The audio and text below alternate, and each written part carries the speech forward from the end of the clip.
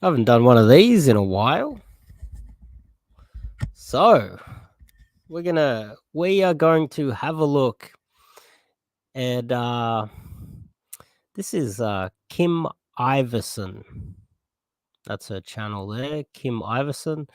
And a really interesting video that popped up. There's a guy called Charles Chaz W. Freeman Jr. He was a diplomat, and we're going to talk about the Israel lobby. Now, I was first introduced to the Israel lobby through John Mearsheimer, the legend himself. He wrote the book, The Israel Lobby, and that was when I first learnt about it.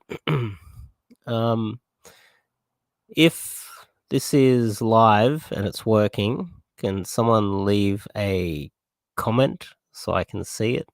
And I know that this is working. Just leave a 1 in the chat if you can hear me. We're going to start with this very interesting interview, extremely interesting interview. Then we're going to have a look at Jimmy Dore interviewing RFK Jr. Then we're going to have a look at a debate over a lady that made a song and got hit with, she got attacked as being anti-Semite by Piers Morgan. We're going to look at that. Then we're going to look at an interview on the West Bank. We're going to look from the point of view of Israelis talking about what has been going on with the oppression of the Palestinians. I think what's happening to the poor Palestinians is one of the worst human rights violations on planet Earth right now. It's being ignored. The same way in the past, back in 2015, when I was talking about the Uyghurs, the Tibetans, the Falun Gong, Falun Dafa, how Taiwanese are being mistreated, and the Hong Kong people as well, everybody in China. I think we have the same sort of deal going on with the Palestinians at the moment. I think there's a lot of interesting stuff to learn here. All right, Rob, I see you're in the chat. Cool. What we'll do is this is just a chill, if you guys want to join the chat, let me know. I can pop you in. Otherwise, we're just gonna watch it. I'm just gonna chill out. I'm just gonna have a coffee. If you guys want to pop into the chat, let me know. Let's just have a look and chill out, watch these videos. It gets more and more juicy towards the end of this stream, by the way. I'm not starting with the juicy stuff. I'm starting with the professional stuff, and it gets more and more juicy towards the end. That's when the good stuff's going to come out.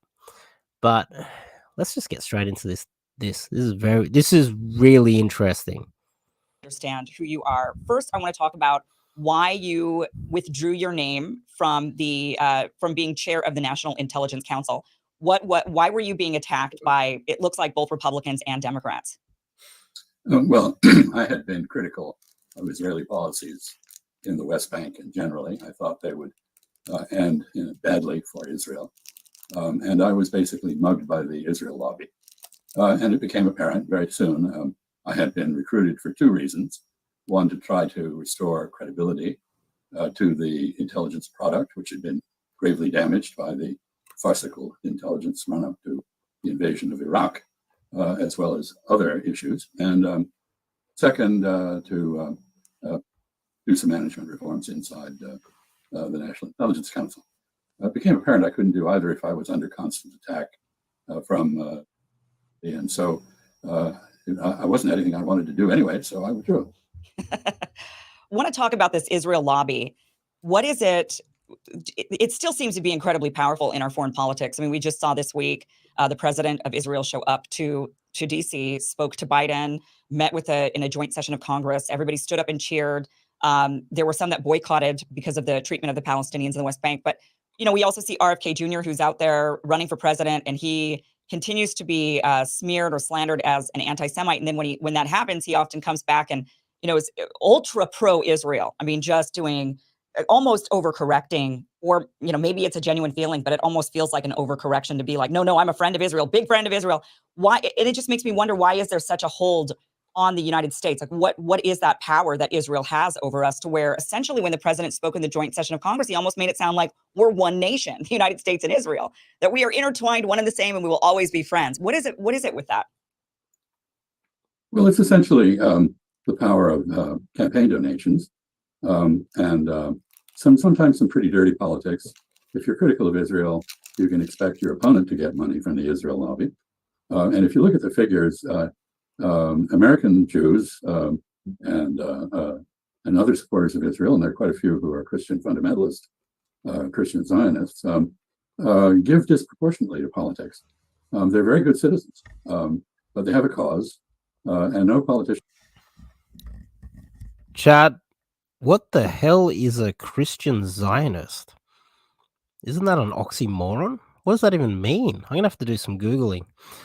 I think this is a massive rabbit hole we're starting on. We're just at the tip of it. Can ignore this without suffering the consequences.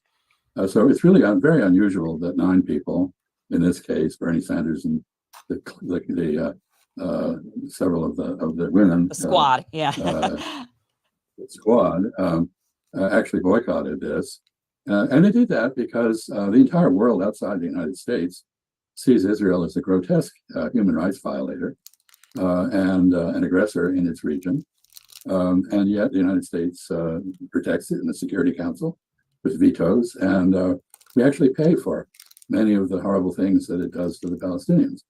American subsidies to Israel now, I think, not accounting for inflation, amount to $140 billion or so. It's by far the biggest recipient of U.S. aid, even though it's wealthier than some states in the United States. So this is all the power of a lobby that is very committed to supporting Israel. It's understandable. They are matched, I think, only by the National Rifle Association in terms of their ability to intimidate congressmen and women. And so you get the result you do. You get not just the invitation. Let's speed it up a little bit. To Herzog, These guys are a little bit too slow. Symbolic president of Israel, but Biden now inviting Prime Minister Netanyahu, who is terribly controversial in Israel and frankly despised internationally, but he's invited him to the White House. Why? Because we're about to have a presidential campaign, and this is good for campaign contributions and support. So nobody wants to be against Israel, and if you're critical of Israel, as I was, you can expect to suffer for the rest of your life from ankle biters who are after you and never let go. When people are asked on surveys, what's the number one reason for failure? Do you know what they say? Because it isn't lack of money or opportunity. It's always things. Yeah, it's unfortunate that we have such a... Also, we are going to start talking about this topic because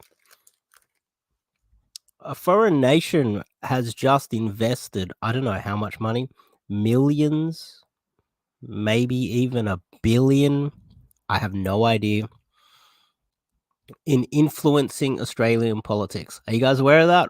I am. I've been given some information that there's a whole crop of independent, dodgy motherfuckers entering Australian politics that you think are on your side, but these dodgy motherfuckers are getting paid by someone else. Just saying, they're not Australians. Their goal is to get into power and send money abroad, steal your money, and make you fucking poor. It makes me a little bit angry because it's supposed to be Australia for Australians, but we are seriously under attack, and it's funny, no one's covering this. We are under so much attack. We are being flooded with the wrong immigrants to create single mothers and creating violence on the streets, and they are going to flood the healthcare system to destroy the healthcare system. On top of that, we have the bankers stealing our money, inflating the hell out of the dollar, and stealing your wealth while hurting the property market, which is the only way that you can store your wealth. And on top of that, the George Soroses, the BlackRocks, they're sending possibly billions of dollars down here to corrupt our politics. We have become a plutocracy overnight. We were a dictatorship before. The lockdowns was a totalitarian thing. Now I think we're becoming more of a plutocracy, with some dodgy people entering the country and corrupting our political system. Give this video a thumbs up before it gets taken down. An incredibly powerful lobby that, that it comes down to political donations. I mean, you'd think that the bureaucrats who are in, the careerists, you would think would hopefully do a job not based on politics, not based on who's doing campaign donations. Why is it that the bureaucrats seem to be beholden, or is there like a different forces at play with the careerists where they feel like, okay, we have to go along or else? I mean, what is it that's causing them to also seemingly do the dirty work of Israel in the Middle East? Policy officials who deal with Israel are almost without exception committed to Zionism, often Jewish, but whether they are or not, committed to the Zionist cause. So if you're a career person, the worst thing you can do would be to be branded a, quote, Arabist, unquote, somebody who understands the Arabs. Because by definition, politically in the United States, if you understand the Arabs, you must be anti-Israel. I would say one other thing here, and that is that Israel has a formidable information warfare machine called Hasbara, explanation in Hebrew, and they have succeeded in confusing two issues. One is the issue of Israel, a foreign country, and its policies in its region and toward the captive Arab populations it controls and disenfranchises and bombs and kills. And the other is anti-Semitism, meaning hatred of Jews. The two are very different. I consider myself actually very pro-Jewish, and I think most Americans are. I don't think anti-Semitism is such as much of a problem in the United States these days. It was. But certainly there are more and more people, particularly in the Democratic Party, who are very critical of the state of Israel and its policies and see it as something of an albatross around the neck of the United States internationally, because we've made Israel's enemies our own. And Israel has an almost infinite supply of enemies given its behavior. We are the enablers, just as you enable an alcoholic by giving the alcoholic money to buy whiskey or wine or whatever. We give Israel the money it needs to keep going. And we do it through government subventions, and we do it through tax breaks that are unique to Israel. Most of the time, you can't take a tax deduction for giving to a foreign charity, but you can in the case of Israel. So Israel has all sorts of privileges in our society, which are the product of the power of the Zionist lobby, as I mentioned. Yeah, my agency was a boy. I mean, we were seeing each other for a while, but their reporting wasn't great, and they never. Yeah, it's it was interesting this week watching the president say, basically we're one, that we're, and for Congress to pass and a statement basically saying that we're always going to be a supporter of Israel. I find that particularly interesting because when you study the history of Israel, I mean, this is a very new country. They popped up only 75 years ago.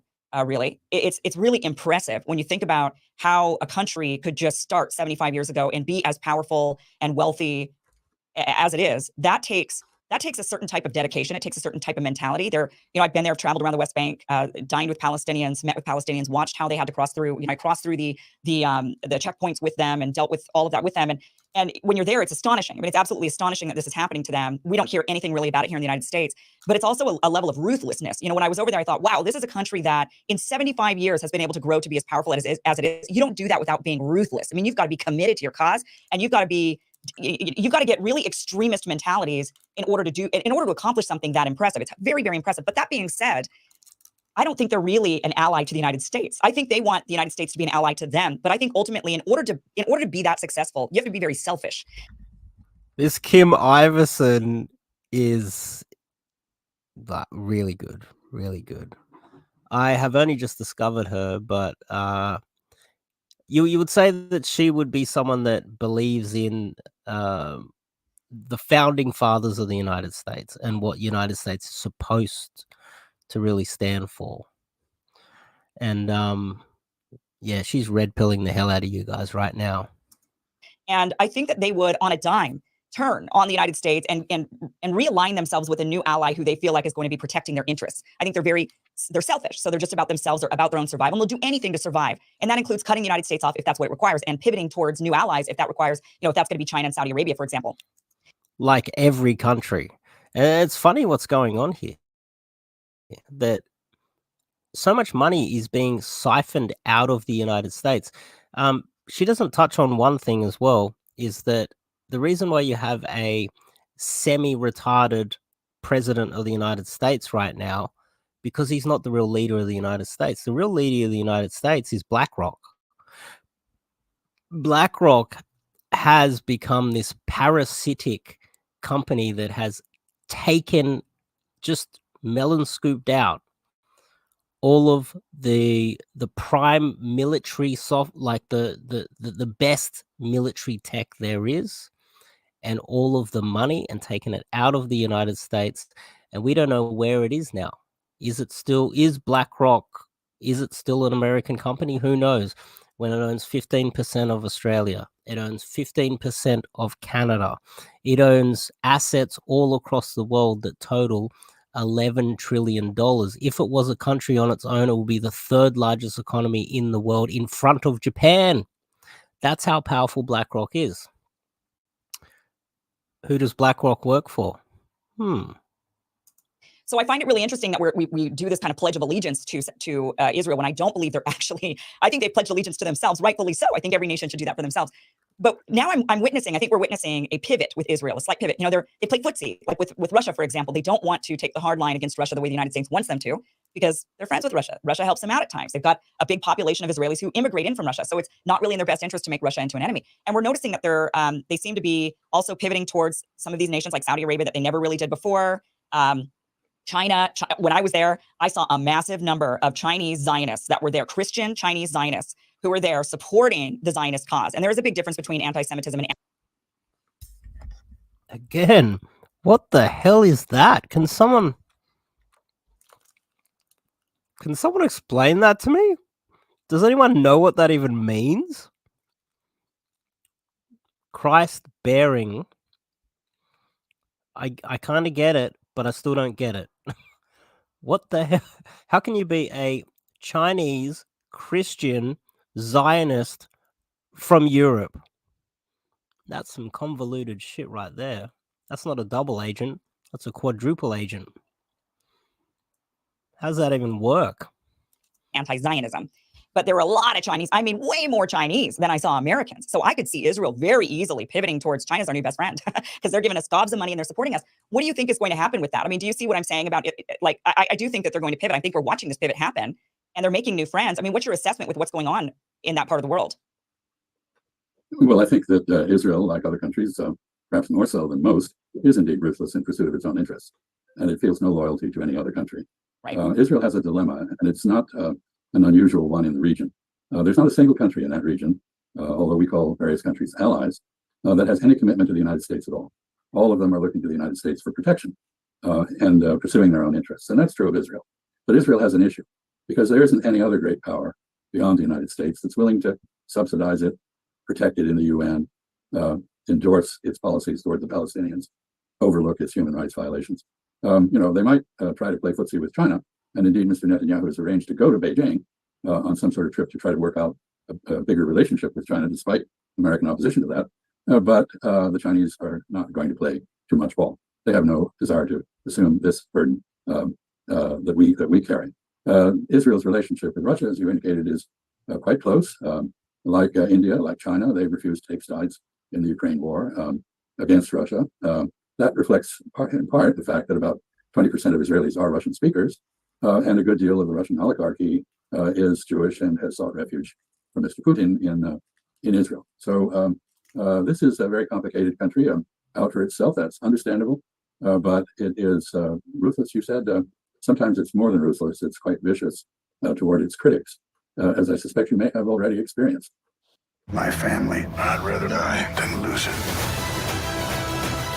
Do you ever think about us? Yeah, I think anybody who's critical of Zionism and the idea of a Jewish nation, I think many of us criticize the idea simply because there are other people who are there who are not Jewish, and then they're being shoved around and mistreated. And it is an astonishing human rights abuse to witness. I wish everybody in this country could take a trip over there to witness that side of it, because it's akin to something we've read in history books with how Native Americans were treated when colonizers showed up on the shore of America. It very much feels the same way. It feels like they are that the end goal is to essentially put Palestinians in their own little reservations, and that Israel ultimately controls the entire region. But then it's like, well, the Palestinians can have this little zone where they live, and then they have to cross through Israel in order to get to another zone, another reservation filled with more native Palestinian people. That's what it really appears to me. But what is happening, do you think, with Saudi Arabia? So you were the ambassador to Saudi Arabia. We're seeing now Saudi Arabia, they're making some really interesting moves. They're talking about really diversifying the sales of oil and allowing other currencies rather than the US dollar to be the exclusive currency, would be the collapse of the petrodollar. They're not happy with the United States. They're not happy with the rhetoric. You've got, Trump made it a point to go over to Saudi Arabia to embrace the Saudis. Biden and Democrats, on the other hand, keep Saudis at an arm's length. They accuse Saudi Arabia of a bunch of human rights abuses. Probably most countries in the region commit human rights abuses, but by our standards. What do you think the future is for Saudi Arabia and the United States, this relationship? Well, Saudi Arabia back in 1945 hitched its wagon to the United States, and it had a very successful ride. Huge number of Saudis are educated here in the United States. I think there are more U.S. PhDs in the Saudi cabinet than there are in the entire U.S. Congress. And the country became very Americanized in a way. It wasn't immediately obvious because austere religious practices concealed it.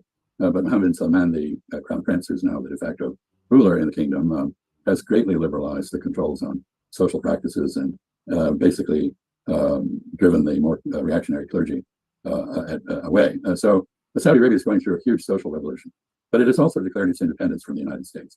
Why did it do that?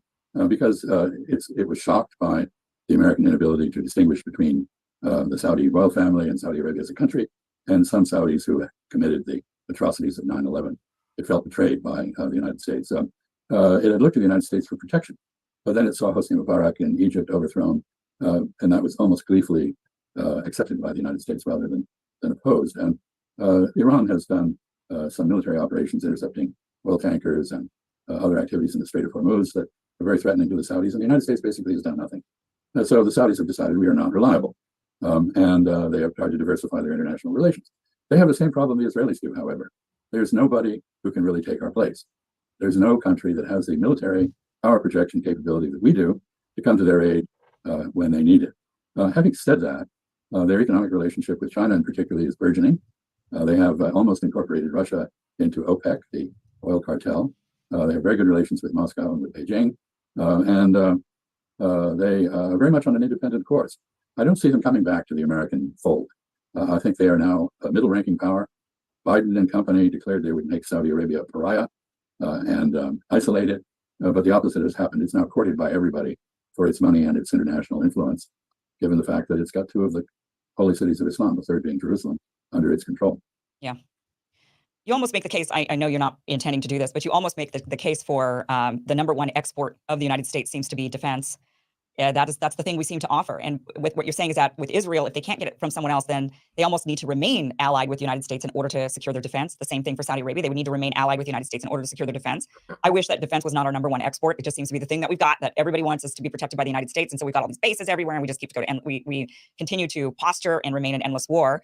But what other alternatives do we have? I mean, if that is the only thing keeping these countries aligned with us, because it also serves the United States interests, obviously. It's not just about these other countries, it's about our own interests. With Israel, I guess, in order to have a foothold in the Middle East, in order to have almost like a base, it's like a de facto military that operates on our behalf, that does things that we're not even able to do under our constitution, they're able to pull off. So is it in our best interest to remain allied with Israel and continue this, we'll defend you? Same thing with Saudi Arabia. Is it in our best interest? I mean, look, if the petrodollar collapses, that is going to be devastating for people here at home. The dollar losing value is bad news for all of us. It's not, I don't like that we're tied to the Saudis in this way. I don't like that it's tied to oil in this way, but there's a reality there that I also don't like being poor and having to stand in bread lines. I think a lot of Americans would revolt against that. So what is our alternative with our foreign policy in the Middle East? Well, you're absolutely right. What we basically offer is protection. These are protected states, protected by the United States.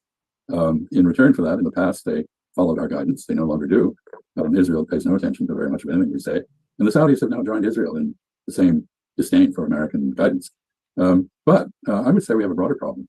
We have undertaken a foreign policy which is no longer based on persuading people that it's in their interest to do things that we want them to do, but we coerce them. Sanctions. We have sanctions on almost everybody, and except Israel. And we are putting our own status as the global financial hegemon in jeopardy by making it more and more difficult to transact business in dollars. Just the other day, Iraqi banks, 14 of them, were put under sanctions by us, which means that they are going to deal with other countries, not in dollars, but in something else. And this on the verge of the eve of the BRICS gathering in South Africa, which is talking about alternatives to the dollar. This strikes me as shooting ourselves in the foot. Like you, I'd like to see us return to a relationship with the world which is not based on our being mercenaries, I think the more you look at what's happening with the United States and the the decisions that they're making, the people within the United States are no longer putting the United States first. They're putting something else first. It's hard to say what that thing is, but the future of the decisions that they're making are hurting the United States, and it seems to be quite obvious. For instance, I'm going to keep going back to BlackRock, the biggest financial asset manager in the world. Recently, they recently put forward for proposed to the SEC for a Bitcoin ETF. Now, Bitcoin is arguably a direct competitor for the US dollar. And if it was to take off, I don't think it would be a replacement for gold. I think it would be an actual replacement for the US dollar. And the biggest financial asset manager in the world, BlackRock, is facilitating that while within the United States. It's almost like they've got a parasite within them, hurting them and killing the United States, killing the host. And as I posted recently, the United States has been downgraded as well. You see, they've been downgraded down to a AA+ rating. I'm not sure if the mainstream media's covered that. It's very serious, and that just means that all of the debt that they owe, the interest rate's going to be higher from now on. They're less trustworthy. And yes, I covered the BRICS many times. I covered the BRICS from the very beginning. What was it 8 years ago? I started covering the BRICS. And it's funny how, speaking of the BRICS, the S, South Africa, there was a push saying, "Oh, what about those poor South Africans and apartheid, and it's really bad." Well, they put Nelson Mandela in charge, right? And they kicked out a lot of the white people there that built up South Africa. And then as soon as South Africa was handed over to the locals, well, even though the white South Africans were locals and still are today, then they were easily manipulated, the Africans, and controlled, and now they are part of BRICS and effectively our enemy. And there's a pattern here. Oh, what about the local people? What about the innocent? What about the Indians? What about the Aboriginals? What about the innocent people? And that's being pushed by the same people who are oppressing the Palestinians. The same people. So it's not about human rights violations. It's about power and weakening the West from within. We have a parasite killing us from within. South Africa is a perfect example of an enemy, a nation that would have been either neutral or even just a trading partner to becoming a direct enemy, a competitor to our financial security, really. And the same thing's happening with The Voice. Who do you think is behind The Voice? It's not Australians. It's not Aboriginal Australians either. It's the same people that pushed Nelson Mandela. It's the same people that pushed, oh, what about them? But they ignore the Palestinians. We can't talk about the Palestinians, but what about the poor Aboriginals? They need a voice because they're going to be easily manipulated so that they can crush Australia from within. We're being set up, people. The same thing that's happening within the Australian government is I got sent some information that every single person lobbying the government to increase African immigration into Australia, every single lobbyist, is the same people that are pushing The Voice. And they're the same people in their own country are oppressing the Palestinians. The hypocrisy, but hypocrisy doesn't matter. This is power. There is intelligence agents in Australia right now, moneyed up with so much cash, throwing it around more than the CCP ever did, to take over and destroy and collapse Australia and take away all of your freedoms. First, we dealt with the lockdowns and the mandates. They destroyed the economy. Now they're swooping in and they're going to do nothing but divide us, increase violence, increase degeneracy, and destroy this country so that they can divide us up. It's happening. This isn't a conspiracy. Have a look around you. Soldiers for hire, in effect, and basing our relationships on arms sales. I used to think that we had a great deal more to offer in this country than that, and I think we probably still do. But this is pretty entrenched now. You look at what happens in budget debates in the Congress, and again, money counts. And defense contractors have a lot of money, thanks to you and me and other taxpayers. And we have politics which the world sees as notoriously venal. Anyone elected to public office in the United States immediately has to have his or her hand out in order to get reelected. And people buy and sell votes pretty openly. So if you go up against the 5 major defense contracting companies, you're going to pay. You're going to pay in the same way that you do with the Israel lobby. I think the basic problem is the venality of our politics. In other words, the problem starts at home, and it has to be fixed at home. It's not going to get fixed in the Middle East. It's not going to get fixed by doing proxy wars in Ukraine or or going to war with China. God help us. This is a camera lucida, and for the whole of the 19th century, it was the indispensable drawing aid for great masters. What do you think the United States foreign policy should pivot to? I mean, we still have a lot of other areas of the world I want to cover. But while we're on this, I mean, we are with Saudi Arabia protecting the dollar as the world currency. If we stop doing that, because a lot of me says, well, why don't we just become more isolationist? Just go back home. Don't worry about what's going on in Israel or the Middle East. Don't worry about what's going on in Ukraine. Don't worry about what's going on in Taiwan. Just go home and focus on ourselves and our homeless problems and all the other issues that we have here in the United States. But the only thing that makes me say, well, but there would be one problem, and that is the world currency, the dollar being the world currency. And so if we became, if we just kind of abandoned the current foreign policy of being the largest exporter of defense and we just pivoted to home, what would happen? What would ultimately happen? I mean, we could see mass inflation if all the dollars started just onshoring because people are just dumping them. So what do you think? What should we do? And how could we make that pivot with the least amount of pain? Well, these are real decisions, real questions that are being raised here. I've got to say, there's a lot of money going into Bitcoin at the moment. That's definitely a viable option.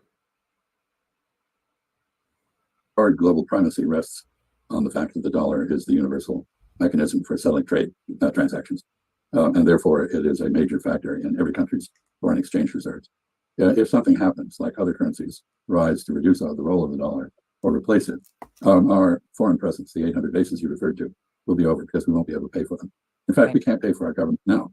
We borrow 1.3 trillion or so every year in order just to keep government in business before we take any initiatives at all. And we're able to do this because of the dollar.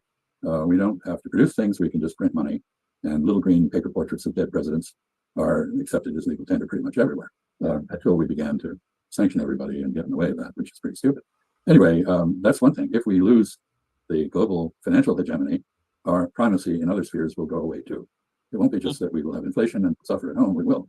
But I don't see this really as an either-or situation. I think what we've done in the wake of the end of the Cold War, where the Soviet Union basically gave up, they defaulted and they dropped out of the contest for global primacy, is accept global primacy. We have the equivalent of a global sphere of influence that extends to the borders of Russia and China and North Korea and Iran and is present everywhere else. And this is very, very expensive in blood, in treasure, in every way.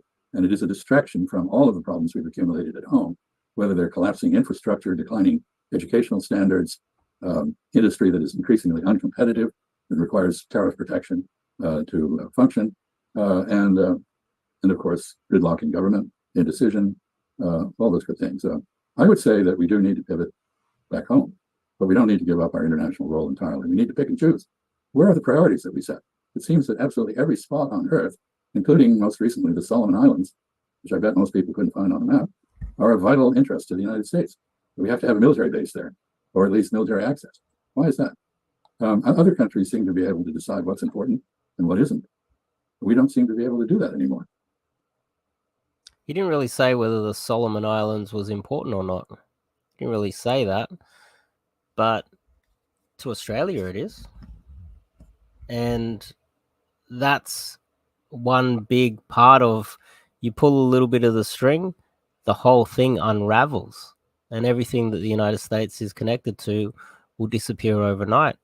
And Australia is part of that big tapestry.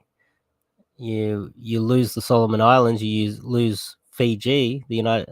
China puts military bases over there, and then Australia is, effectively blocked. We could be blockaded, and then we have to do what they tell us to do. Now, there is something that is happening at the moment that no one else is talking about either, is that the Japanese now have agents all over the islands. I'm not sure if you guys have heard that, but Fiji, Solomon Islands, Vanuatu, Samoa, Tonga, there's Japanese agents gathering intelligence on the ground in every one of those islands. And the funny thing is, a lot of them are the honey traps. Here's some inside info. They're intelligence agents that are Japanese girls that are going there and hooking up with the local guys in Fiji, Vanuatu, Solomon Islands, you name it. All of those islands, there's Japanese girls hooking up with the locals and getting into relationships with them as honey traps and gathering information, sending it back to Japan. There is a serious battle for influence going on over here in the Pacific, over here in the Oceania. It's basically Asia, isn't it? But if the United States just gets, blocked out of it, and, Japan and China start building their military bases all over these islands, then Australia has to do what they tell us to do, and the United States loses all power in the whole region. South China Sea is already gone. And recently in Thailand, they had an election. The guy who recently won the election in Thailand, a Thai guy that was educated in Harvard, was in fact an agent for the United States. And when he got in, the Thais realized that he was an agent, and they found a loophole to kick him out of government. The United States is trying hard in some of these countries. If you look at Thailand, also Thailand's in a very difficult situation. They're on the border of China. They can't get too heavily, entwined economically with China, or China will just own them. So they're working really hard to build a relationship with the Japanese. The Japanese do control a lot of Thailand. They have everybody uses Line instead of WeChat, so the Japanese know everything that happens over there. But this week's news is that a Thai guy educated in Harvard received a lot of money to run for Prime Minister of Thailand, and he was an agent. He was a legit American agent trying to become the Prime Minister of Thailand, and he got called out, and then they accused him of investing in some sort of a media company. That was the loophole that they got him on, but the real story is that he was an agent. So this is happening in Asia right now. So much juicy stuff going on, and it's better than any movie, the reality that's going on over here right now. And maybe that has to do, again, with venality in domestic politics, which means that everyone with money gets to set the priorities they choose, whether they make sense in the broader context or not. One of the biggest problems, what's making life so unaffordable for everyone, is the price of property. Hey guys, Yeah, it seems like we're not going to be making wise preemptive decisions to pivot, seeing what's obviously coming. I mean, obviously other nations are rising. Obviously, there's going to come a time when the dollar is not the only global currency. It might be, I think it'll still remain one of the main ones, but I don't think it'll be the only one like it's been for so long. So, but our politicians are not having these conversations. They're not pivoting. They're just doubling down. I mean, they're just like, let's go to more war. Let's do more of the same, hoping that this is going to keep us on top and keep us in control. But it seems like from what you're saying, ultimately we're going to be forced to change. Ultimately, when the inevitable happens and these countries rise up and these currencies rise up, we won't be able to afford it, and we'll have inflation at home. We'll have domestic crises, and that is when the politicians will have no choice but to pivot towards home and domestic policy. So, but it's never a good idea to wait for the natural disaster before you finally like hurricane-proof your house. Ideally, you should do that before it hits, not after it hits. But unfortunately, it looks like we're just going to be pummeled, and then these guys will finally wake up because they're not preempting this right now. I want to pivot. Yeah, go ahead. I was going to say complacency is really not a strategy. Complacency, doing more of the same, which is the Washington playbook. If at first you don't succeed, throw more money at it. In other contexts, doing more of the same and expecting different results is the definition of insanity. Think about it. Yeah, well, we are insane. There's no doubt about that. And one of the ways that we're really insane, and I want to pivot to China, is by aggressively going after China. Taiwan. What should the U.S. policy be in regards to Taiwan? Because right now what we're doing is we're doubling down on this war in Ukraine, which is not a winning. It's not a winning prospect over there. The counteroffensive is not going well. We're just throwing a lot of weapons, and Ukrainians are throwing bodies at this, and it's not really working. Russia's ultimately going to end up with a big chunk of land over there, and it is going to be what it is. But one of the reasoning for why they're continuing to double down on this is because they're like, well, we can't lose. We can't let Ukraine lose because then China, if we let Russia win, then China's going to see this, and they're going to gain power in regards to Taiwan. The idea is that. Okay, guys. Now that this is a new video, like last week, you guys that have been following me for a very long time, I've written articles on this. I've explained in depth why I don't believe that China is going to use their military to take back Taiwan. Just over time, they'll be able to, I believe, just control Taiwan to the point where they'll have to just give up peacefully. That's what I think will happen. I think this is just geopolitics 101, the most basics. Mackinder's land power theory states that China has to do something, totally defang, remove all of the military bases out of South Korea before they even think about doing anything about Taiwan. Okay? So a lot of these people here that they haven't spent the time to study geopolitics, they keep harping on about Taiwan, but I'm like, what, 80% sure that Taiwan is safe, 80% certain that it's safe. And if anything ratchets up, we should know a long time in advance because that whole area is being watched. You move one grain of sand, everyone's going to talk about it. And to do anything about Taiwan, they need a massive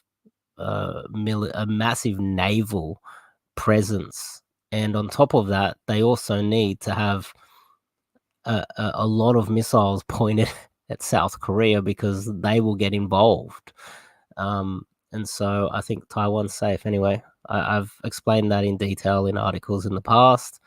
I think Taiwan's 80% safe. I think a lot of it is just hype. We would protect Taiwan militarily. What should be the foreign policy in regards to Taiwan? Well, 50 years ago, Nixon, Kissinger, and later Jimmy Carter worked out a modus vivendi on Taiwan, which persuaded the Chinese that it wasn't an urgent issue. It could be deferred indefinitely, and it could be solved peacefully through negotiations. We've thrown that framework out, and now it's all about military stuff, and we're going to deter China and fight for Taiwan and so forth. You fight for Taiwan, first of all, it's very different from the situation from Ukraine. By the way, I think we're about to see a Russian offensive in Ukraine. I think they're preparing it, and I think from the beginning it's been absurd to imagine that Ukrainians. Yes, it's safe to visit China. China is one of the safest places on planet Earth. It's as safe as the United States was before the United States went crazy, feminism, wokeness, maybe the 70s. The people who actually made the United States great were in charge, which is white Christian Catholic American people. China is safe unless you have talked a lot of shit about China, like someone like myself, or you tweeted something or posted something. You might get in trouble over there. Who are enormously brave and who have become very capable militarily, could prevail against their larger neighbor. Taiwan is not the neighbor of China, it's part of China. It's separated from China only because the United States intervened in the Chinese Civil War in 1950 in order to prevent it from Well, obviously, people like Drew Pavlau, myself, a bunch of, outspoken Clive Hamilton, perhaps, even though he never wrote any of those books. And he doesn't know what he's talking about. Anyone that's really talked about these things publicly and he's known in Australia, if you go to China, you might get in trouble. And if they don't want to make a big scene, you might just accidentally fall off the veranda or get accidentally run over in a hit and run accident. Igniting when we were fighting in Korea. We did that, by the way, before the Chinese intervened in Korea, when we were just fighting North Koreans. And we've stayed there for, 73 years now. We have protected Taiwan militarily. But the Chinese Civil War hasn't ended. The Chinese feel passionately about it, and they intend to end it. And if they can't end it by peaceful negotiations, which we do everything in our power to preclude, they will end it with the use of force. And this isn't a joke. This isn't another country. We had a war which we fought a proxy war with China and in Korea. We didn't win. We fought a proxy war with China in Vietnam. We didn't win. This won't be a proxy war. This is Chinese territory. And the only way you can defend Taiwan is by attacking across the strait at bases on the Chinese mainland.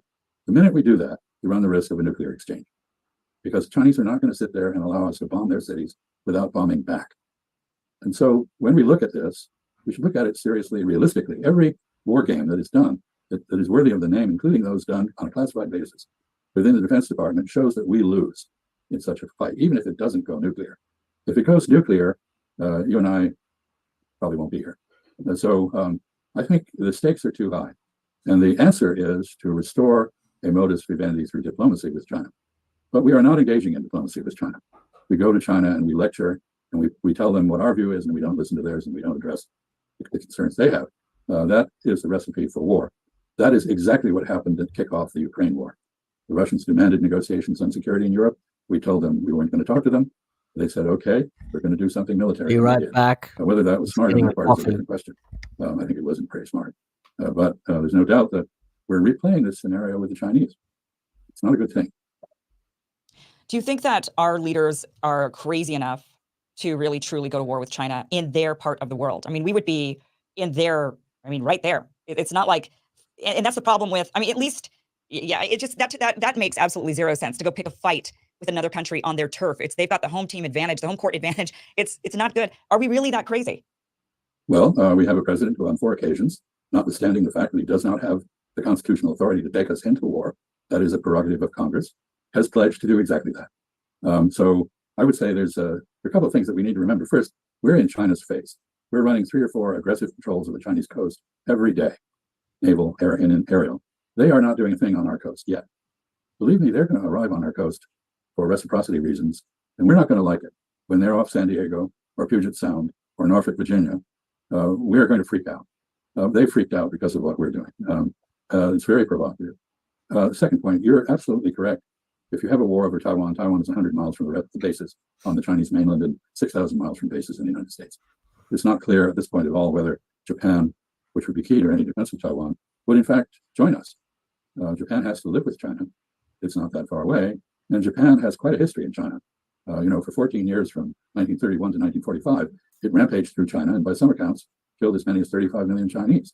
There's nobody in North or Central China who doesn't have somebody they lost in that Japanese invasion and occupation. So the Japanese are appropriately cautious in their relationship with China, which is more powerful now economically and militarily than they are. Would they join us? No, it's not clear.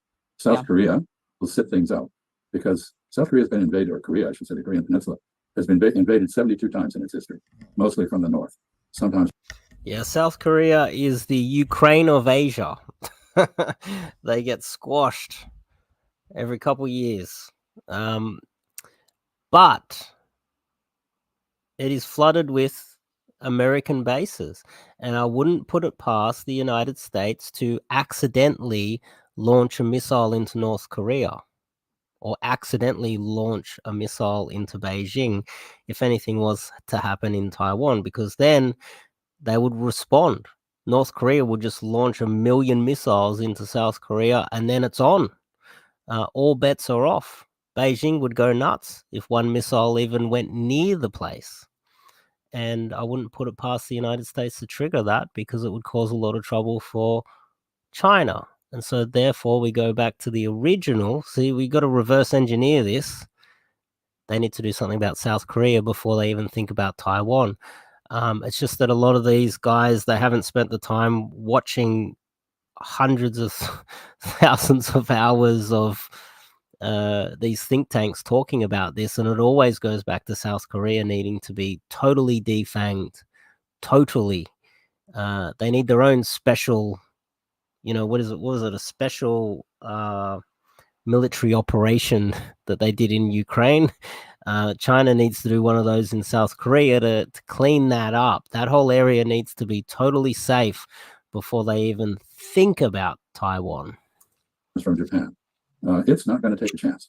The last thing on earth that the Koreans want to do is get into a fight with China. So they'll sit it out, which leaves us with the Australians, who are 3,000 miles away from China, and who are quite divided on the subject. So, I think you look at the countries in the region and you see that they're all hedging.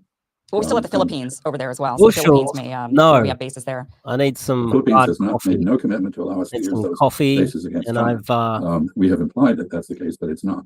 I think if you look at the countries in the region, the most adroit is Vietnam, which Vietnam has had 2,000 years of experience with dealing with the Chinese. It knows exactly how far it can go before it wilds them up and pays a price.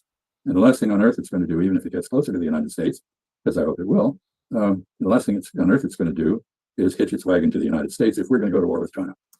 And then we go back to the American, the Thailand guy who was educated in Harvard that almost became prime minister literally last week of Thailand. Why would the United States want to do that? Because when they went to war in Vietnam the first time, 1970s, a lot of the resources, a lot of the bases were in Thailand. Did you guys know that? So a lot of the supply lines were stocked in Thailand, and they were moved across the border for the Americans. That's where it came through, because it wasn't coming through all by boat. As soon as it came in, it went straight to Thailand. And there were a bunch of other countries that were helping out.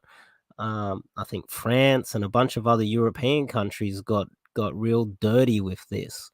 And they were involved heavily in Thailand, and all of the supplies were going in to supply the United States in the Vietnam War. And at the top there, the Chinese were sending a lot of supplies to the northern Vietnamese, and they still won. And so imagine in that region of the world with all of the new technology that's in China, the United States wouldn't last 2 seconds dealing with Taiwan or South Korea. This is entirely a Japanese problem. If we're not going to go to war with China, then we become a great deal more acceptable to everybody in the region because we don't pose a risk to them. Yeah. And people are out there calculating this. They are apprehensive about Chinese power. They're a little afraid. They want protection, but they don't want protection from a country that is going to go to war with China. They're happy to have Taiwan remain separate from the rest of China, but they don't want a war over that. They'd all suffer.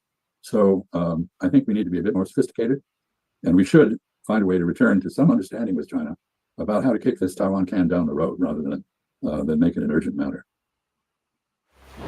Please, Lord Zux, bring me more customers and a higher ROAS. Hey, you. Yes, you. It is definitely a delicate situation over there because China is not liked. It's not a country that's liked in the region by all the other countries around it, but it is also a country that they don't want to be going to war over unless they're being invaded. I mean, that's sort of the mentality of like the Vietnamese. It's well, if you know, of course, if China invades Vietnam and threatens Vietnam, then Vietnam would fight for Vietnam. But Vietnam doesn't want to go fighting for Taiwan, or just picking a fight with China just to keep China from growing in power. It's you know, yeah, definitely Asian countries don't necessarily, you know, there's a lot of pride in their own people. A lot of they don't like each other. They certainly don't like China. I mean, I know that I'm Vietnamese. My family, the culture just does not like China or Chinese because of that long history. And yet the culture is heavily Chinese. Heavily Chinese, yes. You go around Hanoi, and you see things that were destroyed in China in the Cultural Revolution that are still there. But you know, Vietnam is, as I said, Vietnam's had a lot of experience. It's not stupid at all about it. Every Vietnamese leader has to be both on cordial terms with the leader of China and very wary of China generally. And that's the model. And I think that's probably the model for most countries in the future. China now exceeds the U.S. imports. China is the #1 importer of goods into those countries. And so, you know, we saw what happened during the pandemic when we couldn't get goods and services. It's all China has to do is cut off trade, and countries suffer. That's like they can weaponize, as we weaponize the dollar and put sanctions on countries. China could do a similar thing when it comes to trade and basically collapse nations. And they showed us during the pandemic that they can survive it. We can't as well. You know, their GDP grew. They were just fine during the pandemic. The rest of us suffered quite greatly, not being able to get toilet paper or whatever it was that we were trying to get from China. So it's interesting that the game that they're playing and the strategy, they don't, you know, in my opinion, curious what you think of this, but they wouldn't even need to go to military war over Taiwan. They would just need to they would just need to cut off trade and say, we're just going to isolate you. And good luck. There's a famous game called Weiqi in Chinese, or Go in Japanese, which is a strategic game of about 360 moves. A master of the game knows after 90 to 120 moves whether he or she has lost or won. And I think what the Chinese want with Taiwan is for Taiwan to realize that it is going to have to compromise, come to the negotiating table, and work out a deal. And that's a hard thing for people in Taiwan to do because they've become very attached to their democracy. They have a very 1/6. This is not a fight we should pick. China has used its economic muscle.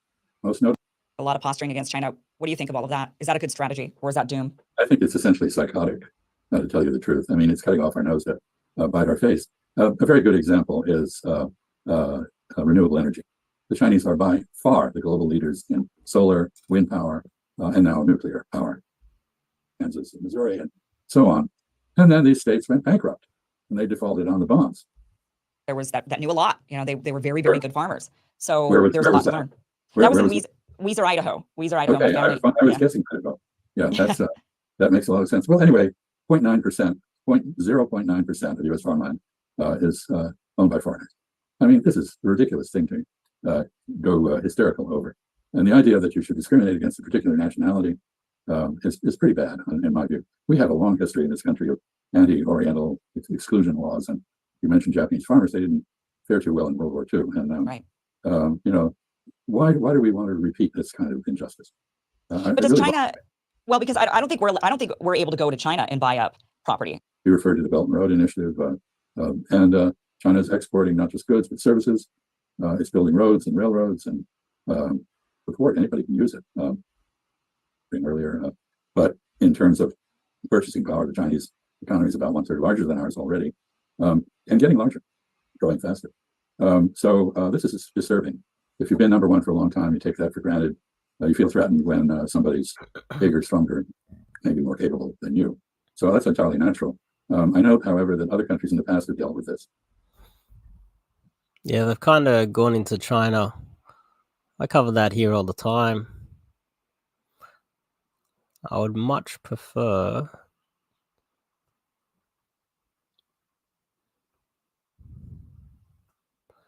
where are we?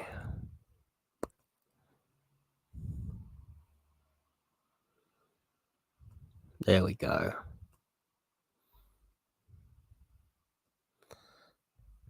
Jimmy Dore. What is it? The Jimmy Dore show. He's been covering a lot of these topics recently. Very interesting. To me that this is happening. RFK Jr.'s latest tweet is being widely interpreted as a Nazi dog whistle. They're doing it. This is unbelievable. So here is the thing. We already showed it.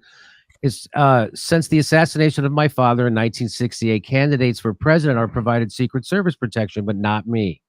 Typical turnaround time for pro forma protection requests from presidential candidates is 14 days. After 88 days of no response and after several follow-ups by our campaign, the Biden administration just denied our request. Okay, I'll stop there because the important part's already been out there. Now, what they're saying about this now, a tweet from the account of Democratic presidential candidate RFK on Friday used language that many observers say evokes the no Nazi hate symbol 1488. And so there you put 14 and then you put, and they're saying that you did this intentionally. I also use the word 67 down there. Okay. Oh, well, down here 67. Is that also bad? No, but I mean, I was anyway. You can see at the bottom it says that it got at that point that you photographed. It's got almost 30 million views. Yes. So what? He's accused of putting subliminal messages into his tweets by the Israel lobby, apparently. Oh, I think they were trying to figure out a way. Somebody was, it got somebody's attention. Let's put it that way. And you know, and those numbers came from Gavin DeBecker, who runs the most the premier security agency in the country, and he was he did the negotiations with the Secret Service, and the Secret Service, his first contact with them was whatever 88 days prior to the I think it was the 21st of July or whatever, when Mayorkas wrote me back. And so those numbers I got from him, I didn't invent those numbers. But it's what's ironic about this. When Donald Trump was president, he didn't have any of the establishment bodyguards or security. He had his own because he didn't trust them. Rightfully so, by the sounds of things. Jimmy, is that these are people who have been accusing me of being a conspiracy theorist. Yes, so that's yes. You need a ball of red yarn to get this thing. You got to twist yourself on a pretzel to come up with this one, man. This is amazing. This is like, wow. I was really almost tip of the hat for how crazy this is. And but you know what? They're going to get people to believe it. Oh yeah. So that's it. Kennedy has not responded to HuffPost's request. Oh, really? Okay.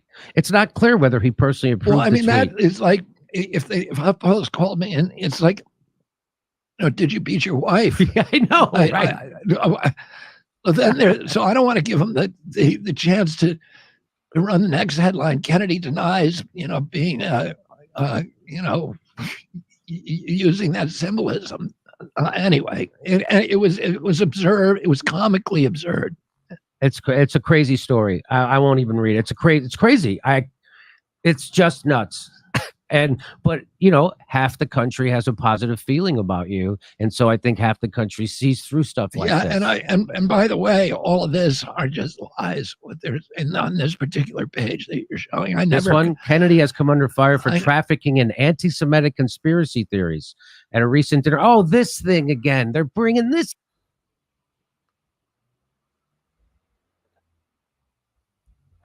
Anti-Semitic. What about it? Thing up again. You were and I was just citing an NIH funded study that was done by the Cleveland Clinic that made these observations that the docking site on the COVID-19 Fern Cleve. RFK Jr. is a true believer he's truly anti the mandates and how a lot of people were forced to take the vaccine. He's one of those people that he's a true believer. He's not just saying it like a lot of the Australian independent dodgy freedom people. I think this RFK guy is a true believer. He actually believes it because he put a lot on the line to say some of these things. And he's even debated people. I've seen some debates where he's taken on doctors and he's slaughtered them because all the facts are in his favor, obviously. It was compatible with the ACE2 receptors in the lungs of a certain race. It was disproportionate, which, is not surprising. There are many, many diseases that affect certain race disproportionately. And they took that and twisted that into and the point I was making, I was saying that the U.S. government truthfully is trying to develop ethnic bioweapons. And this was an example of why, that kind of thing might be possible, because diseases affect different people, different races differently. And then the other lie they put down here that I suggest. This little anecdotal thing. I saw a guy who couldn't have been 30 today. He was out for a walk by himself, and I saw him. I went past, and he was like this. He was like, as if I probably should have stopped to check up on him, actually. But it was like holding his heart, like he was having heart problems, and he was, he definitely wasn't 70. Let's just put it that way. People are dropping left, right, and center with heart problems. My sister's husband died in his sleep. She woke up and she's like, "Hey, you're cold. Are you okay?" He took the vaccine. The autopsy said myocarditis. This stuff's happening everywhere. The Holocaust victims had. I mean, it's a conspiracy theory, and vaccines are good. Sorry, Mr. YouTube. I must obey you. Easier than COVID sufferers. Of course, I never said anything like that, but they, and this is a new form of censorship, which is they were able to censor me directly for 3 years. But now that I've declared for presidency, it makes it very difficult for them to censor me. In fact, there's a federal regulation that makes it illegal to censor presidential candidates under certain conditions. So really, and so this is like a new form of censorship. So now this is called targeted propaganda, which is also called character assassination. Mm-hmm. You just, instead of directly silencing somebody, you make them look like a reprehensible, odious human being, and that way. Yeah, character assassination is what the media does best, and you'll notice that the people who get character assassinated the most, firstly, are white men, and I mean real white men, not pretend white men that have other affiliations, if you know what I mean. Recently we have a guy he's kind of half white, he's caramel. Andrew Tate. I believe the main reason why the media went after him is because he converted to Islam. That's the only reason, I believe. Just my opinion, but what would I know? But that's just my opinion. And when you go through down the line of all of the people who have been taken out by the media, he's crazy, he's got these mental problems, he's a racist, he's a sexist. They get you on anything. White men that are Christian Catholic. There's a full frontal attack on the cross, and it's real. And the funny thing is, across the board, the more they attack Muslims, the response from Muslims has been pretty tame, which leads me to believe that they're actually pretty peaceful people, where the people attacking them are the real vicious people. They accuse them, "Oh, you're a terrorist, you're this, you're that," and then they torture them, they blow up their country, they destroy their lives, they kill them everywhere, and the Muslims have kind of been pretty peaceful. You would think that they would rise up pretty hardcore after the way they've been treated over the last 20-something years. But anyway. With the expectation people will stop listening to them. Yeah. I mean, they've been doing it to you for a long time. Come see our live shows. We're going to be in Chicago, Rosemont, Las Vegas, Salt Lake City. Yeah, Jimmy Dore's been pumping out some good stuff lately. Really interesting stuff. We're about an hour into the live stream. This is where the good stuff comes. I hope you guys are paying attention, because I have to delete this stream after this one. Actually, let's do this one first. Actually, hang on 1 second. Let me just double check it's still there. Yes, let's do that one. Let's do this one here. This is a good one. So this is the Kim Iverson Twitter. Hopefully you guys can see that.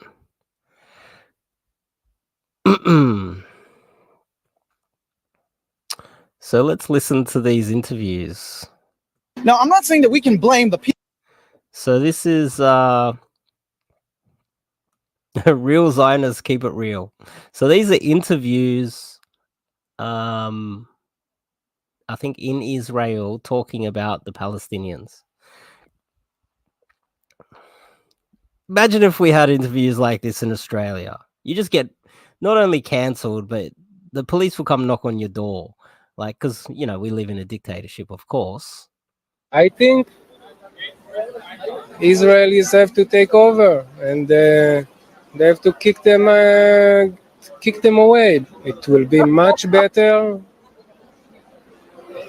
not to kill them, just to go back to Arab countries.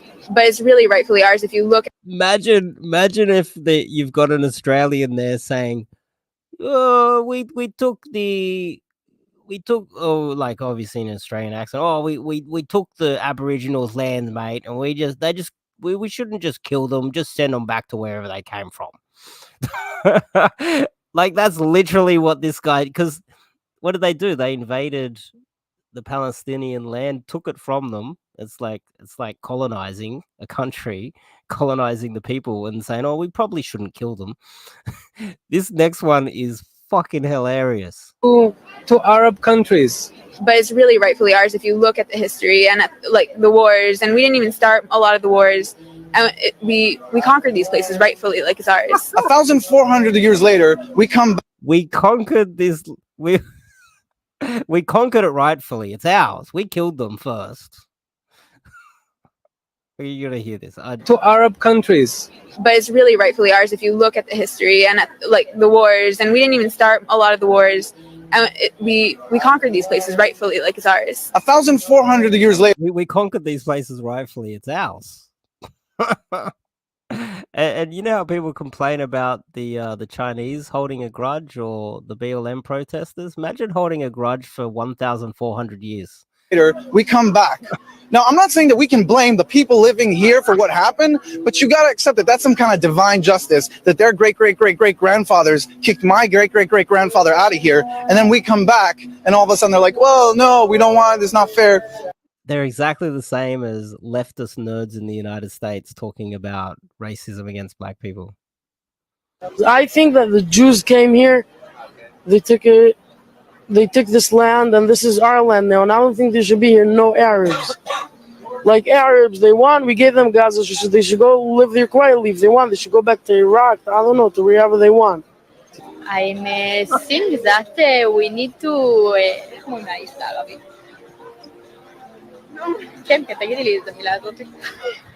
I don't think there's any answer to it. Really? There's only one way, like, I would carpet bomb them. You would carpet bomb? You don't even hear like Chinese people talking about Tibet that way. Let's just carpet bomb the Tibetans, or let's carpet bomb Xinjiang. No one talks like this in public.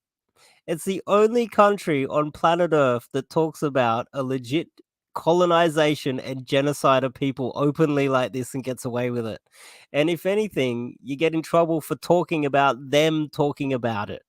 What the fuck is going on? What the fuck is going on? Seriously.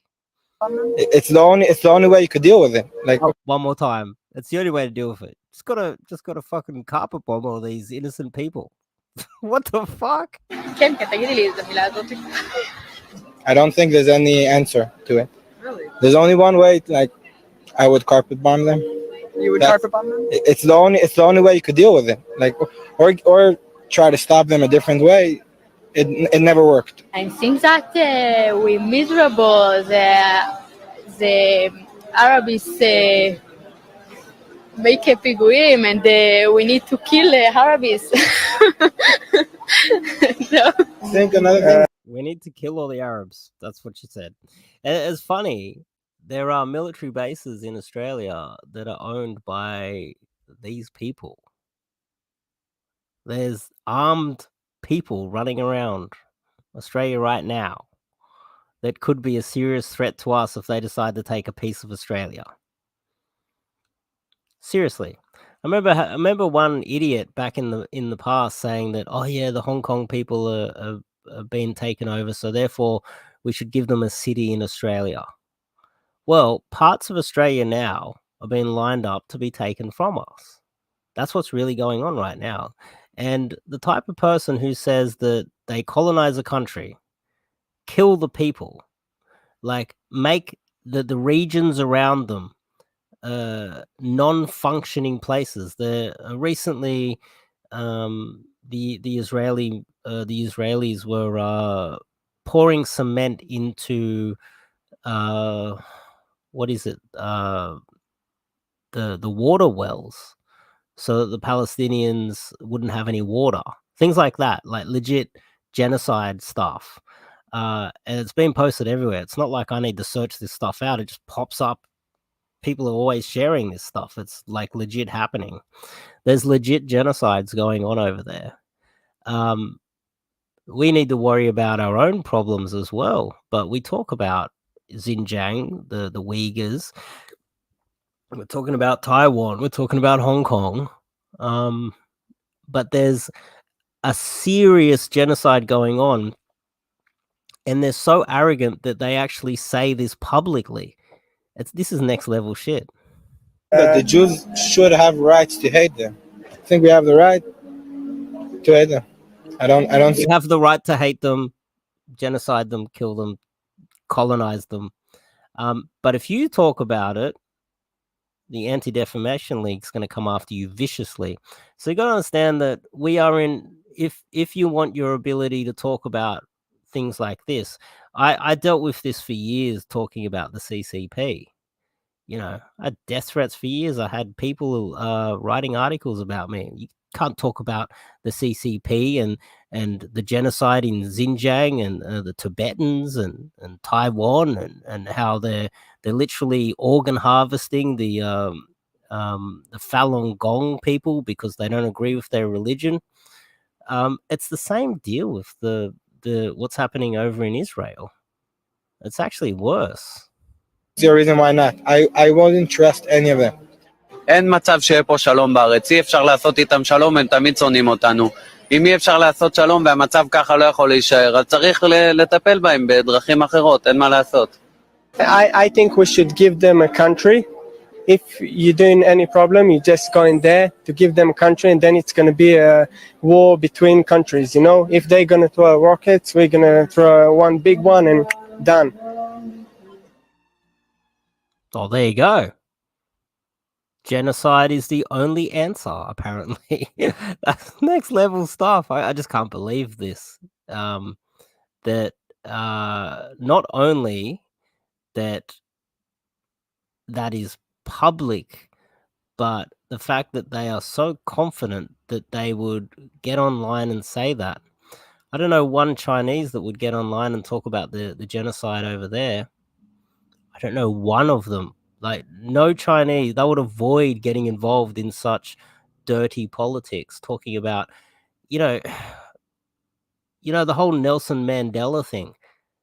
That's tame compared to this, what's happening to the Palestinians. But anyway, now we're getting into the juicy stuff. I thoroughly enjoyed this video. Like, I watched this one. I've been thoroughly enjoying quite a few of these videos with this guy called Nick Fuentes. Can I have some ones in the comments if you guys know who Nick Fuentes is? He has been totally cancelled. Come on, give me some ones. Does anyone even know? Come on. You don't know who he is? It's probably because he talks about dangerous things. But anyway, he appeared on Valuetainment, big channel, massive channel. They got a bunch of them. And let's just skip it to right here. And we have, we did that one again. Then we have BBDEI, Eugenics, Adam, these chats restrictions are worse than Auschwitz. Then I'm saved your career, you saved her career. Whoever made that comment. Chat. Yeah, Super chat, whatever it is. Pearl, who's obviously been on the show multiple times here, has made a name for herself in the Red Pill community. So we are going to have a look at this girl called Pearly Things. And Pearly Things, she made a song. She was on Piers Morgan. Big news recently. Let's get into it. They label her the female Andrew Tate. Yeah. I'll let you guys disagree on that or agree on that. She's been making her rounds on Piers Morgan lately. The first debate was whether feminism has been good or bad, whether women should even vote or not. We'll forget. She went up to you on college. No, bro. I Vote. agree with that. Okay, that women should not vote? Yeah, I've been saying that forever. Oh, and by the way, guys, so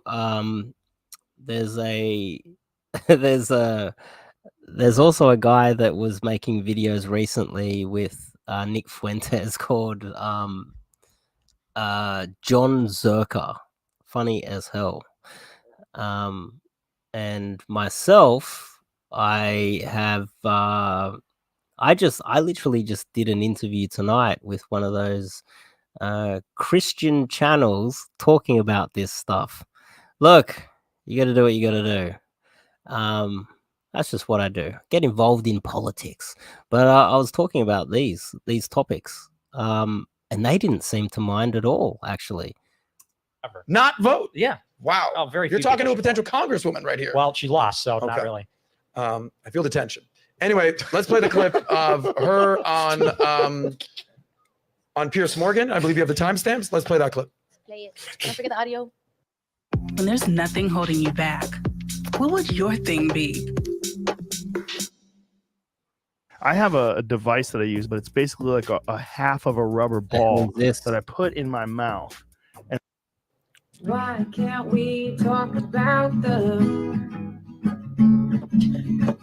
without getting kicked Back off up 10 of seconds. YouTube? Right commentator Nick Fuentes before later deleting it. So that's pretty much all she did. She wrote a song, and the funny thing is, they tried to hide it, but you can't hide it when you want to attack her. So they're using it to attack her, when really that was all she did. She just wrote this little song saying that you can't talk about somebody. Her on Piers Morgan. I believe you have the timestamps. Let's play that clip. So here's the song, and it's pretty tame. It's saying we can't talk about something, or something bad would happen to us. It's literally like Alexander Solzhenitsyn, Gulag Archipelago. We can't talk about what's happening in the gulags. It's almost like that the America has got to the point where the people that run the place are just censoring everybody like it's a dictatorship, or like you're a Palestinian. Play it. Don't forget the audio. Why can't we talk about without getting kicked Back off up 10 of seconds. YouTube? Right commentator Nick Fuentes before later deleting it. Damn. Why can't we sorry. talk Start from the about beginning. Sorry Talk about that, two Pearl. political consensus. Pearl Davis is the self-styled Say your name. anti-feminist influencer, creating major buzz online with a contrarian view. She's Yo, appeared in a Pierce couple did of a 180 debates on on this this show. It's called Uncensored after all. We welcome any honestly held opinions. But this week, she's facing a major backlash for posting a song titled "Why Can't We Talk About the Jews," which she dedicated to far-right commentator Nick Fuentes before later deleting it. She looks kind of shocked. Why Bro. can't we talk about Okay, go to the next one. It's a song. We'll play it. This is the song. Listen, all right, play it. Go ahead. Play the song. without getting kicked off of YouTube? Now, I'm not saying Hitler was a good guy, but I kind of want to know why. Now, there's all these conspiracy theories, And the more they talk, I think. Give her every right to play that song. It's just actually not a good song. I love you, but that's hurting my eardrums. But fully endorse her right to sing the song. Now you also got to understand, like, he might pretend to be a white guy, but he's actually Jewish. So he has an agenda here to silence any criticism. And that's something that happens all the time. People don't announce that they're actually really a white guy. Because he's Jewish. He's involved in media, and that's his job to, keep the sheep like us in line. Is there another timestamp, Malik? Yeah, there's another video. Okay, but there was not another timestamp for that video? No, you just sent it to 1 minute. And that's his Pearl's response. Are we in a society where we can say what speech is allowed and what speech isn't allowed? So I get on. I'm a bit nervous because they just switched the guest, so I know nothing about the girl I'm going on with. And other than like what you Google in 10 seconds, you get on, and Pierce says I'm going to go hard on you this time, something like that. I'm like, oh really? And I'm shocked because his producers have said all week he's on my side. So I'm like, what? Okay, this is going to be a different type of interview. They start the interview, then they falsely accuse me of writing a song inspired by Nick Fuentes. For someone that has millions of dollars backed by a network, why do you not have a research team? So either you know that I didn't attribute it to Nick, or you were just trying to spin a narrative. Why are we in a society where we... So Nick, your name was mentioned multiple times by Pearl, by Pierce Morgan. Typically when someone mentions a name, we give you a chance to respond. So here's my question. Are you amazing music producer now? Are you planning on doing a duet with Pearl? What is happening? I might, yeah. No, I'm not really musical, but honestly, I didn't know anything about this song. It was not dedicated to me. I actually just saw it on Twitter when she posted it, and I said, what is she doing? Because, I text her all the time. And so Nick Fuentes, I'm not sure if you guys know who he is. What happened to him was he was questioning the sheer volume of money that was being taken out of the United States government and their economy and being sent over into wars in the Middle East and funding death and destruction over there. And so he got removed off every possible platform out there. And I tell her, like, when it comes to this stuff, you're going to get backlash. I even told her when I went on her show, I said, you're going to get backlash for doing this. And I think people don't really realize what that means until it happens. And I think, so it definitely happened. What's your relationship with Pearl now? Friends, colleagues, constituencies? Friends. No. Pearl made a major name for herself. She also went to college. Okay, she's also building a business. She also played sports. She also played professional sports. She also, up until today, has the right to vote. Yeah. What is Pearl doing wrong? Well, she's not doing anything wrong. I think she's the only thing she's doing wrong is she should be married and have kids. But I agree with her, and she agrees with me on a lot of this stuff with the women because she's in the red. Well, obviously that's clearly her message. We're not even going to get into that. We know her message. Absolutely. But again, I've had Pearl on the show. We've had agreements, disagreements. Pearl can come on the show anytime she's in town. She knows we're cool. How's she going to build a YouTube business, but also have kids? The most important thing is how you appear to the jury. The jury is everything. Terrible Australian TV. The new Great Potatoes Curry Cup is just $3.95 at Hungry Jack's. They're making their money today.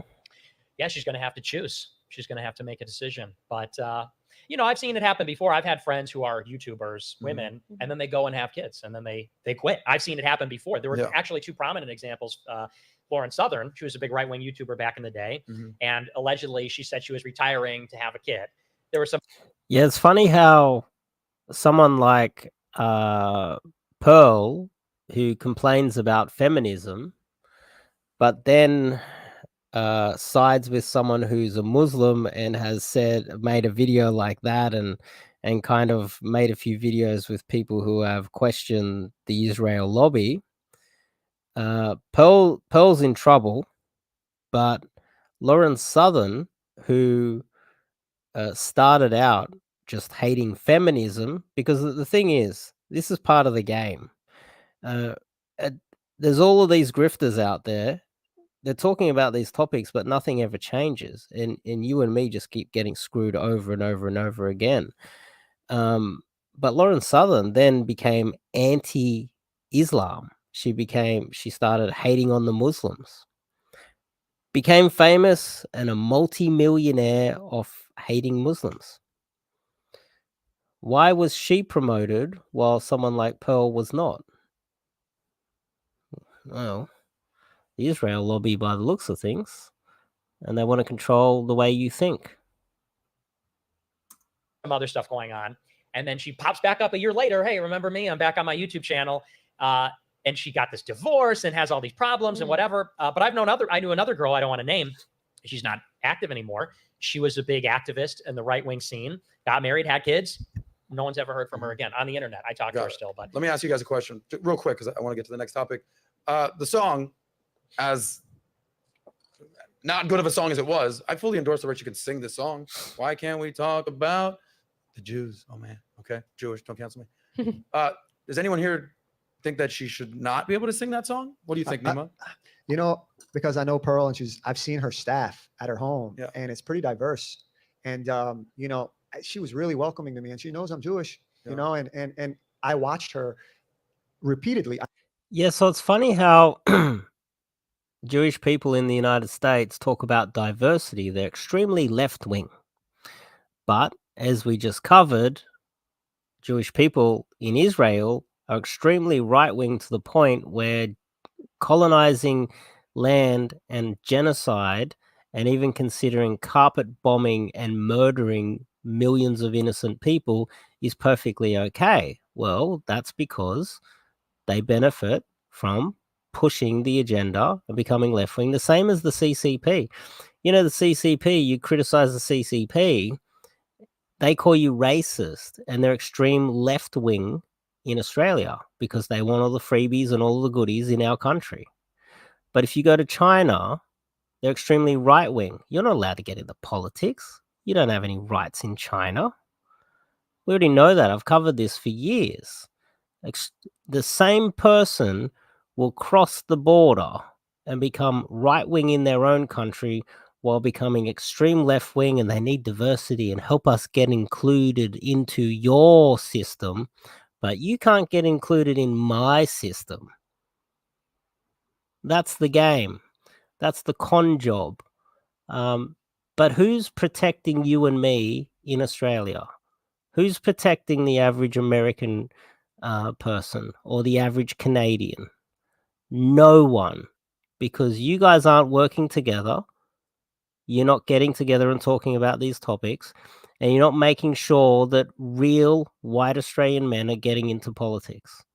Real white Australian men, not fake white Australian men that get in and then send money out of our country into foreign wars that we don't need to be involved in. I made jokes at her expense, and she didn't once complain. You know, so like, what sort of person would I be if the moment she made a joke about Jewish people, that I snap back and say, and that's okay. And I actually think that breeds anti-Semitism. And I think when Chappelle made jokes on SNL, the best thing that happened was that he was permitted to do it. I think when you ban people like him, Nick, it's the worst you can do because you make it like a forbidden fruit. And that's pretty much where I stand on that. So I do think he should have his freedom of speech as well as Pearl. And that's pretty much it too. He's 100% right. It is a forbidden fruit, and it was forbidden to talk about the Chinese in Australia. You couldn't criticize them at all. It was a big deal. And, you know, people like myself,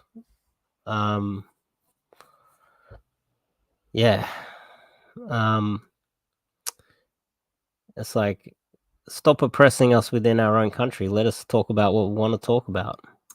Is there any reason that song? No, real quick response. I think it's sad that we've gotten to a point in American culture that people have to do this and then subsequently then try to get 15 seconds of fame or make money. It's like, this is literally idiocracy. She should have the right to say, you know, what she wants. She shouldn't be censored. But the fact that we have gotten to this point, that this is a topic of debate, shows you exactly where American culture is. And not to mention, the left and far left progressives, the culture wars, they love this stuff. You want to know why? Because this is the kind of stuff, people like Nick, for example, are the reason the left loves people like Nick, because then that they can take somebody like him and take his comments, take what he says, and then spin it to that is what every America First person believes in. Do you feel that's an interesting question. Do you feel a responsibility for that? Because there is a lot of commentary where they almost make you like the boogeyman for all right-wing conservatives. And even though what you believe, she's Australian, by the way.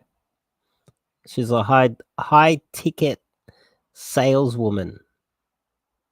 She's worth a lot of money. they're saying is not true, do you see how it could hurt your side of the political well, line? I'm not conservative. I'm not a Republican. If I hurt the Republican Party, good. I mean, I support Trump. I don't. But he's going to be the candidate for the Republican Party, so that's kind of like talking out of both sides of your yeah, mouth. You're hurting. You are hurting. He's going to be the Republican nominee. And you are but hurting don't you understand him. the difference between Trump I do, and the between establishment? MAGA. Yeah, we all do. 100%. I wasn't a Well, point. what party is Trump?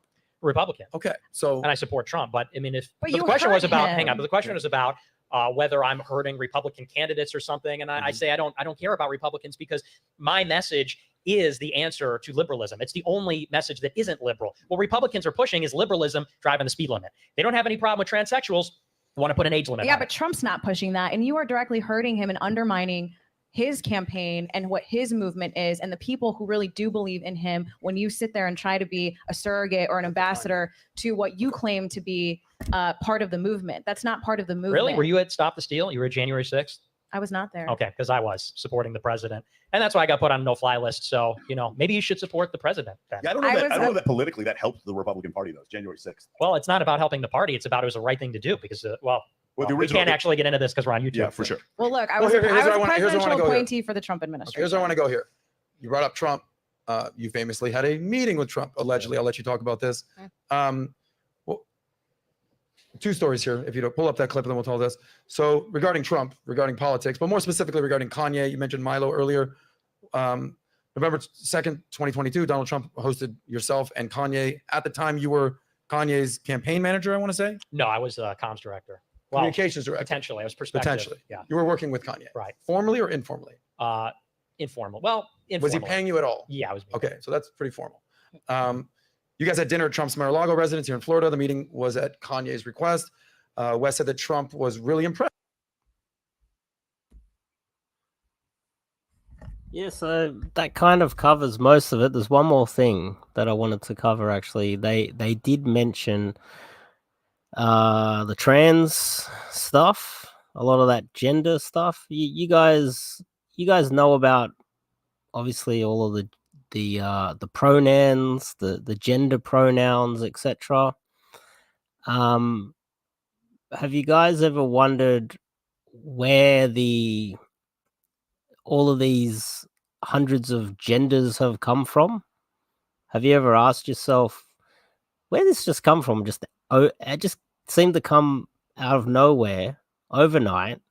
We've got pronouns because apparently there's not male and female anymore. There's a whole spectrum. There's gender fluid and gender binary, and don't expect me to explain it. I'm not American. But what we can do is we can have a look at Jewish learning. This is myjewishlearning.com. Very educational stuff. And apparently in the Talmud, there are 8 different genders in the Talmud. This is the Jewish book. Have you guys ever discovered this? Because I started Googling, I started going down rabbit holes, and I discovered where all of these different genders came from. There are, there's a male, there's a female, there's the third one. So all of these 8 different genders are in the Jewish book, the Talmud. I don't know. So non-binary gender it's not a modern thing. This is ancient Jewish understanding of genders. Androgynous, having both male and female characteristics. What's that? Gender fluid or binary? Probably binary. I don't know. Tum-tum. Lacking sex. What is that? Asexual? Like you don't even have a sex? identified female at birth, and then later on became a male. So a trans male, identified at female at birth. Hang on. Yeah, you got trans male, trans female.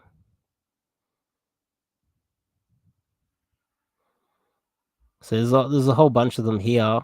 They kind of seem similar. It's trans and no sex and all this other stuff. Well, by the looks of it, it came from the Talmud. So whenever you're hearing about all these genders being pushed through, you got that's another one. You got Jordan Peterson getting in a lot of trouble, saying that he's not going to listen to all the different genders. He's going to ignore it, and getting in a lot of trouble. Well, he's what is he, Christian or Catholic? And then he gets dragged through the mud for years. It's because he's the targeted race, gender, and religion that is not allowed to have a voice in Western countries. Because they need to attack us, silence us within our own country. And it seems like that is what has been going on here. So there you go. There's the Talmud. I can't say that I know hardly anything about it. All I know is just in the slight bit of research that I did, I came across a few things. So the rabbis recognize 6 genders, and that's been pushed on us in the West. I think we're all Jewish now.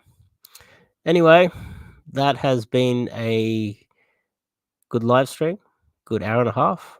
Hope you guys enjoyed it. If you like it, give it a bit of a thumbs up. And I'll see you guys later.